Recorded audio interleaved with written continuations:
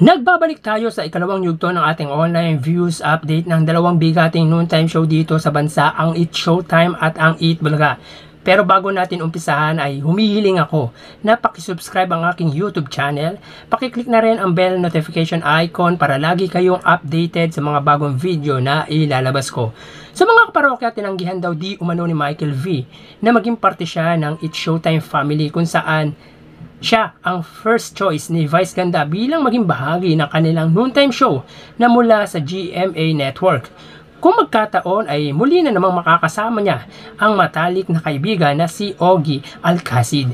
Pero dahil nga sa hectic ang schedule nito na isa sa dahilan kung bakit siya nawala sa Eat Bulaga ay malaki ang respeto nito sa Tito Vic and Joey. Matatanda ang nagsimula siya maging parte ng Eat Bulaga mula 2004 hanggang 2016, meaning ay matagal niyang nakasama ang TVJ sa pananghaliang programa kung kaya't mataas ang respeto nito sa legendary trio.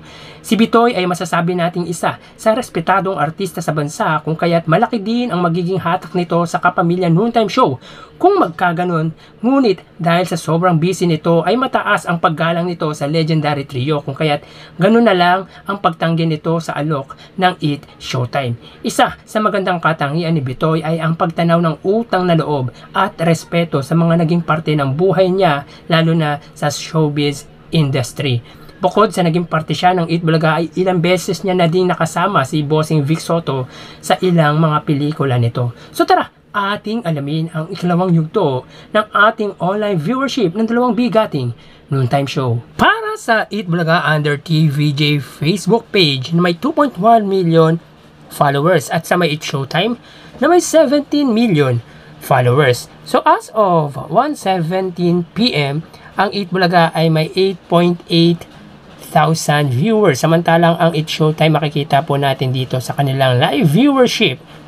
Sila ay may 31.5 thousand viewers. So malaki po ang viewership ng Eat Showtime ngayong araw po ng Martes. So i-click po natin yan mga kaparokya para po makita po natin ang actual numbers ng viewers ng dalawang bigating noontime show. So para po sa Eat Bulaga, sila ay may kasalukuyang 8.8 thousand viewers. Samantalang ang Eat Showtime naman ay may 31,000 viewers.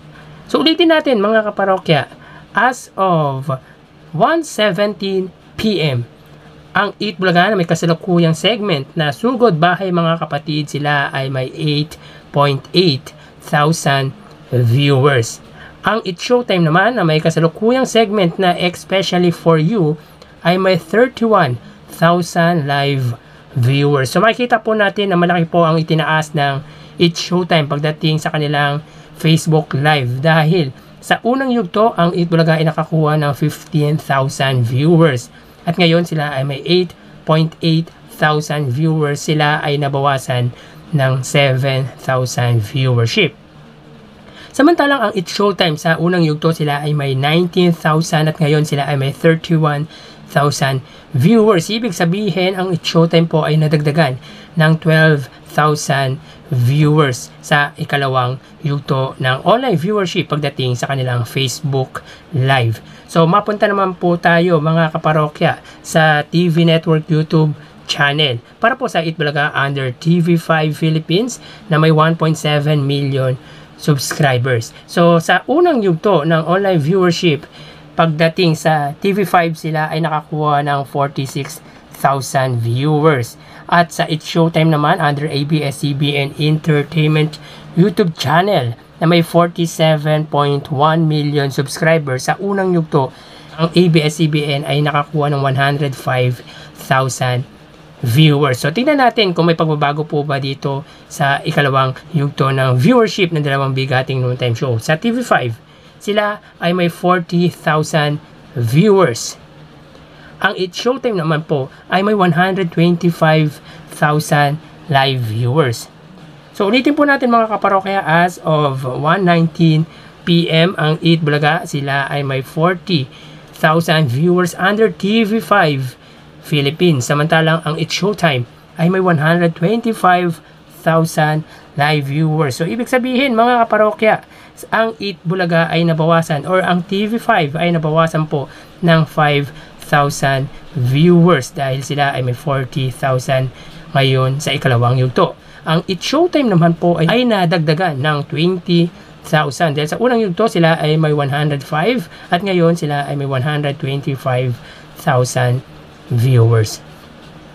So mga kaparokya, mapunta naman po tayo sa main YouTube channel ng dalawang bigating noontime show para po sa Itbulaga under Itbulaga TVJ YouTube channel na may kasalukuyang 878,000 subscribers at sa It's Showtime naman, under po yan sa ABS-CBN It's Showtime na may 2.05 million subscribers. So as of 1:20 PM, ang Itbulaga sila ay may 54,000 viewers. Ang It's Showtime naman po ay may 103,000 live viewers. So ulitin natin mga kaparokya. Ang Itbulaga under Itbulaga TVJ YouTube channel sila ay may 54,000 viewers. Ang It's Showtime naman ay may 103,000 live viewers. So dito mga kaparokya, makikita po natin na ang live viewership ng Itbulaga sa unang yugto ay 58,000. So ngayon ay nabawasan po sila ng 4,000 sapagkat sa ikalawang yugto sila ay nakakuha ng 54,000. Ang It's Showtime naman sa ikalawang yugto ay nakakuha ng 82,000. Ang It's Showtime naman sa unang yugto ay nakakuha ng 82,000 at ngayon sila ay may 103,000. So ibig sabihin ay nadagdagan po ng 21,000 ang viewership ng It's Showtime. So ang total na nakuha ng Itbulaga ay 102,000 live viewers, samantalang ang It's Showtime ay nakakuha ng total na 259,000 live viewers. So yan po ang lumalabas sa kanilang online viewership as of 1:22 PM at mamaya ho magbabalik po tayo sa huling yugto ng ating online viewership ng dalawang bigating noontime show dito sa ating bansa. Magpapaalam na po muna ako pansamantala. Thank you and God bless.